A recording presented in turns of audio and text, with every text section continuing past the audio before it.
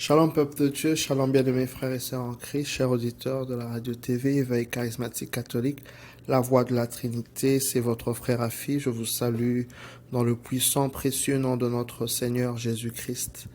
En ce matin, je souhaite la bienvenue aussi à ce tonus matinal, bien-aimés. Nous allons méditer la parole de Dieu aujourd'hui tirée de Exode 4 à partir du verset 10. Nous allons tout d'abord élever le nom du Seigneur, lui donner toute la place, l'honneur, la gloire qu'il mérite parce qu'il est digne. Il est digne d'être élevé. Seigneur, voici ma vie pour faire ta volonté. Seigneur, voici ma vie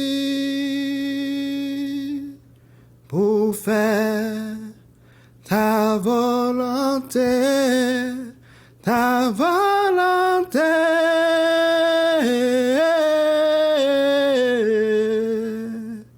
Pour faire ta volonté, ta volonté.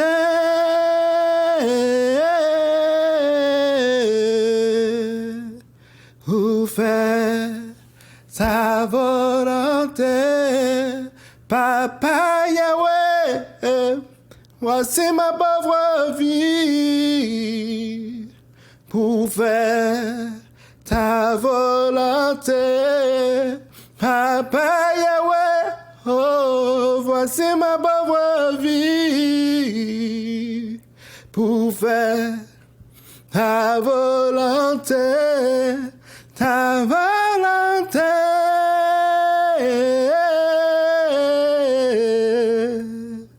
Pour faire ta volonté, ta volonté.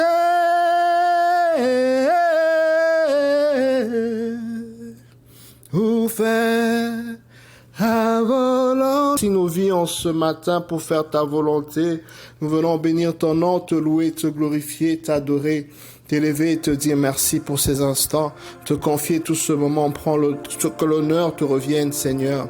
Que l'honneur te revienne, la louange, l'adoration. Nous nous prosternons, Seigneur, et reconnaissant tes bienfaits. Reconnaissant que tu es l'auteur de notre vie. Reconnaissant, Seigneur, que nous ne pouvons rien sans toi. À qui irions-nous? Tu as les paroles de la vie. Merci de nous réunir en ce matin. Merci de nous aimer. Merci de nous conduire en cette journée, d'être notre bouclier, Père.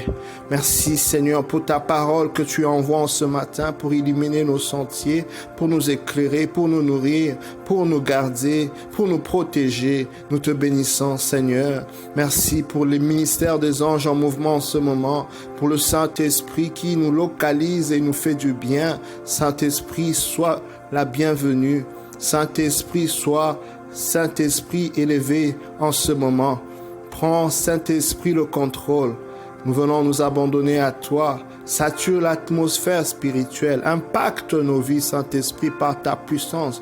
Communique la vie, Saint-Esprit, au nom de Jésus. Alléluia. La Bible déclare, bien-aimé, dans Exode 4, verset 10, Moïse dit à Yahweh, « Je t'en supplie, mon Seigneur, je n'ai jamais su bien parler, et ce n'est pas mieux depuis que tu parles à ton serviteur. Je ne trouve pas les mots pour m'exprimer. » Yahweh lui répondit, « Qui a donné une bouche à l'homme? Qui le rend muet ou sourd, clairvoyant ou aveugle? N'est-ce pas moi? » Yahweh, va donc, je mettrai dans ta bouche les paroles que tu devras dire. Moïse dit alors, je t'en supplie, mon Seigneur, envoie ton message par qui tu voudras. Cette fois, Yahweh s'est mis en colère contre Moïse et lui dit, ton frère Aaron, le Lévite, n'est-il pas là? Je sais qu'il a la parole facile. Le voici justement qui vient à ta rencontre et il sera tout heureux de te voir. Tu lui parleras, tu lui diras ce qu'il devra dire, et moi je serai dans ta bouche et dans la sienne, et je vous dirai ce que vous devez faire. Il parlera au peuple à ta place, toi avec lui. Ce sera comme Dieu avec son prophète, Tu auras en main ce bâton et avec lui tu feras des miracles. Alléluia. Amen. Moïse est en contestation avec le Seigneur parce que le Seigneur choisit Moïse pour une mission. Le Seigneur choisit Moïse pour aller libérer le peuple d'Israël.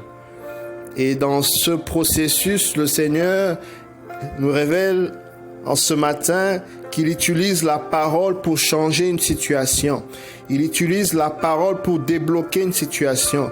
La parole de Dieu qui met dans le cœur de Moïse, la parole de Dieu qui met dans la bouche de Moïse, afin de changer une situation, afin d'aller faire face au Pharaon, afin d'aller, n'est-ce pas, être porte-parole de Dieu à Pharaon pour espérer justement voir la manifestation d'un changement, d'une libération. Bien-aimé, comme Moïse, le Seigneur a mis sa parole en nous. Comme Moïse, le Seigneur a mis sa parole dans nos cœurs. J'aimerais parler à une personne en ce matin, bien-aimé, pour te dire que si tu es fatigué d'une situation, que si tu veux voir un changement par rapport à une situation, que si tu veux transformer l'atmosphère autour de toi, l'atmosphère spirituelle, ainsi que l'atmosphère physique, tu ne peux le faire que par la parole. Tu peux le faire que par la parole. Je ne parle pas ici de la prière, mais je parle de la parole prophétique. Je parle de la parole déclarée.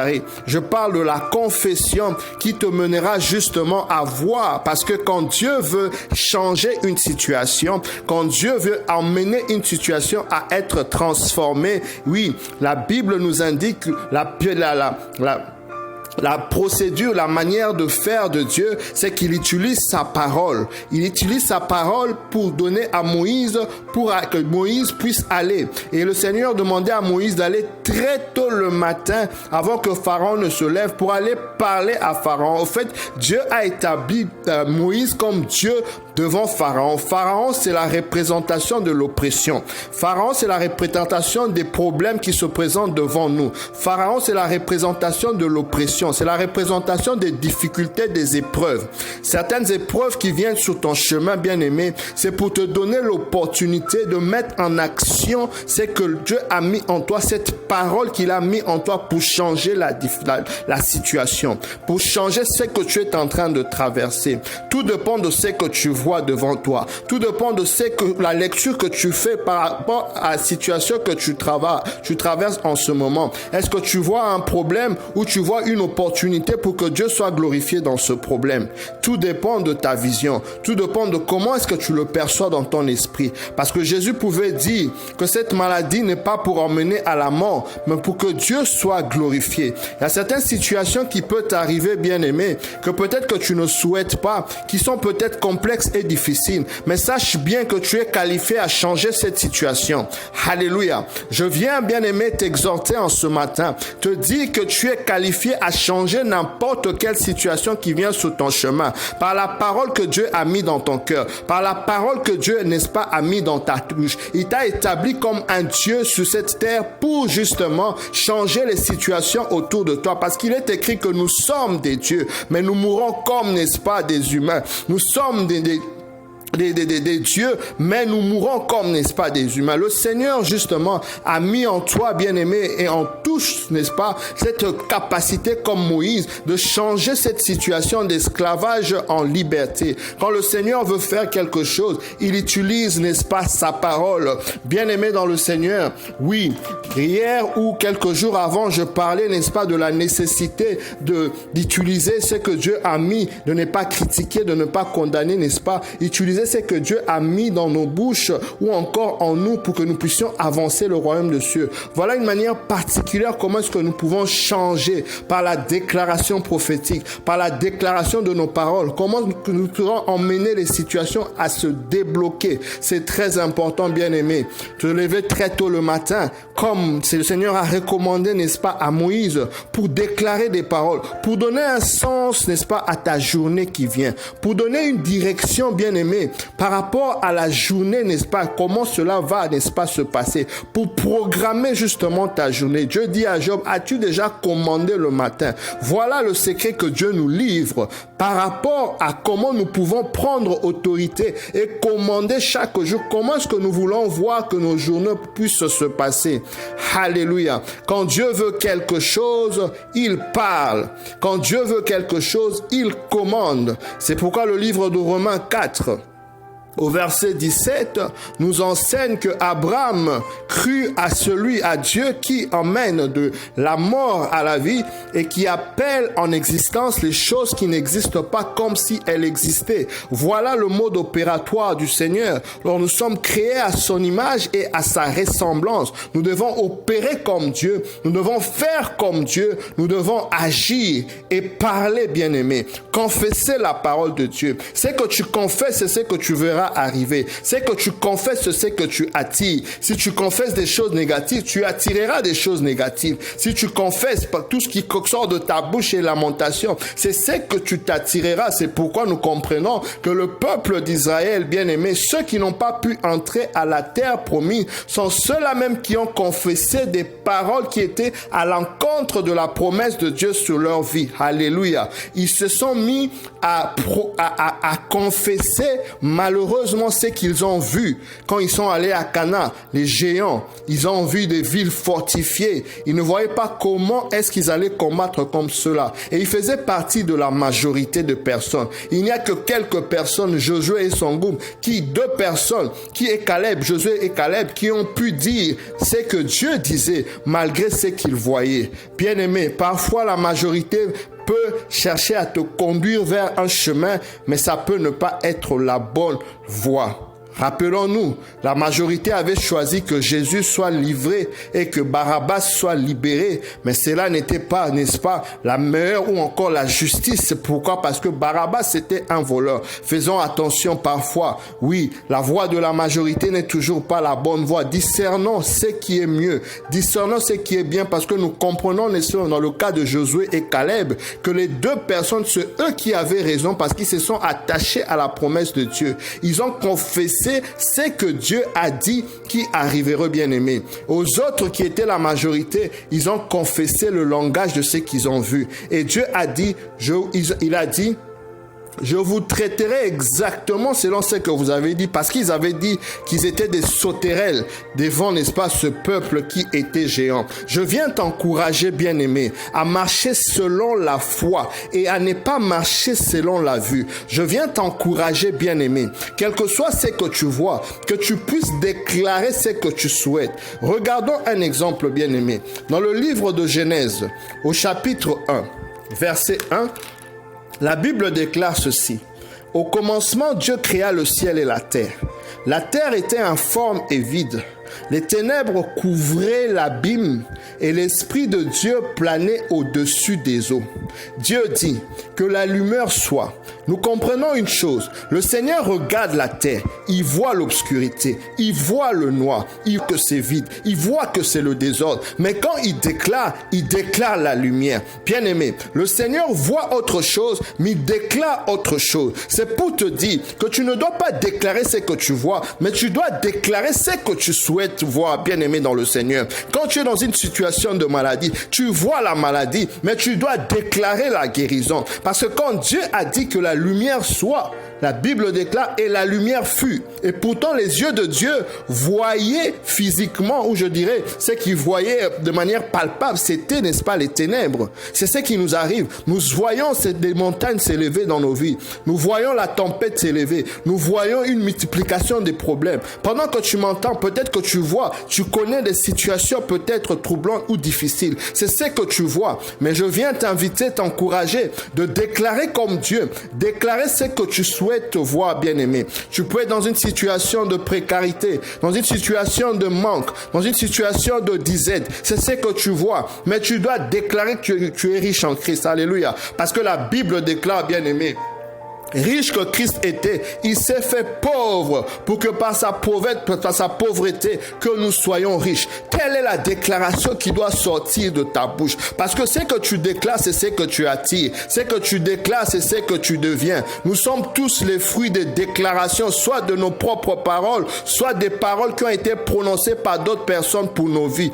Alléluia. Je répète ceci. Nous sommes, bien aimés, le fruit soit de nos propres déclarations, de nos propres paroles, soit le fruit des paroles des personnes qui ont déclaré des choses sur nous, soit bonnes, soit mauvaises. Mais c'est notre responsabilité de refuter toute parole mauvaise. C'est notre responsabilité de nous opposer de à toute parole, n'est-ce pas, de malédiction. Et la seule manière de le faire, bien aimé, c'est en proclamant ces paroles contre paroles.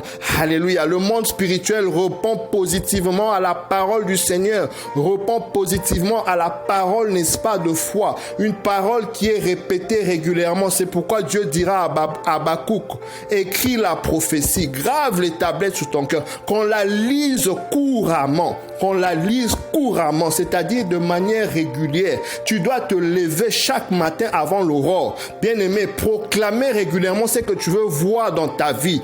Qu'est-ce que tu es en train de connaître dans ta vie? Quelle situation tu veux voir changer dans ta vie? Quelle situation tu veux voir, n'est-ce pas, le Seigneur faire dans ta vie? Il t'a donné la responsabilité du changement. Il t'a donné la responsabilité d'appeler ces choses en existence qui n'existent pas comme si elles existaient. De proclamer sur ta vie, de proclamer sur ta famille, de proclamer sur tes finances et de le faire de manière régulière parce que tu deviendras ce que tu proclames. Tu deviendras ce que tu proclames. Tu es aujourd'hui le fruit de ce que tu as déclaré hier ou ce que les gens ont déclaré hier pour toi. Et tu seras demain, bien-aimé, le fruit de ce que tu déclares aujourd'hui ou encore le fruit de ceux qui déclarent des choses. Il y a peut-être des gens, bien-aimés, qui ne nous aiment pas.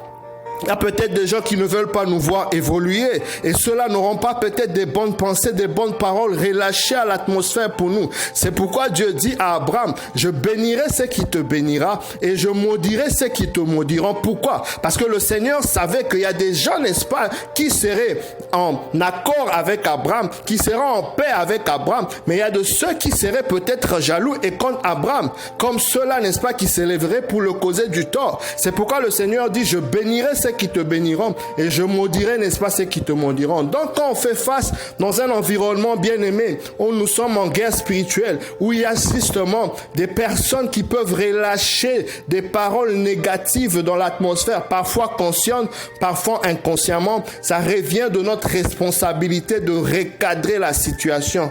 Alléluia, parce que nous sommes les prophètes de nos vies. Nous sommes ceux que le Seigneur a établis pour changer les situations. Telle est mon exhortation pour toi en ce matin, bien-aimé dans le Seigneur, que tu te lèves, dévance l'aurore et proclame à chaque instant la parole du Seigneur. Emmène le changement que tu veux, parle à ta vie. Tu attireras ces choses en fonction de ce que tu dis, en fonction de ce que tu déclares. Cela, n'est-ce pas, viendra à se manifester, cela viendra à voir le jour. Simplement, c'est comme quand on lance des pierres sur un arbre qui a du fruit comme la mangue.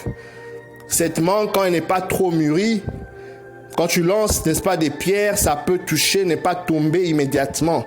Mais plus tu lances, et que la situation de la mangue change, elle est un peu mieux mûrie, elle tombera facilement d'elle-même. C'est comme ça qu'on attire les grâces, les bénédictions de Dieu à se manifester par la déclaration prophétique, par la confession de la parole de Dieu de manière régulière. Je prie, bien-aimé, que cela soit ton partage. Je prie, bien-aimé, que tu changes une situation aujourd'hui. Je prie, bien-aimé, que tu appelles en existence ce que tu ne vois pas comme si elle existait pour voir la manifestation de la foi. La Bible déclare la foi est la ferme assurance de ce qu'on ne voit pas, une démonstration de ce qu'on espère. Je prie que ces paroles t'accompagnent et que tu sois, n'est-ce pas, un agent de transformation, de changement autour de toi, au nom puissant de Jésus-Christ de Nazareth. Sois béni, bien-aimé, et à très bientôt.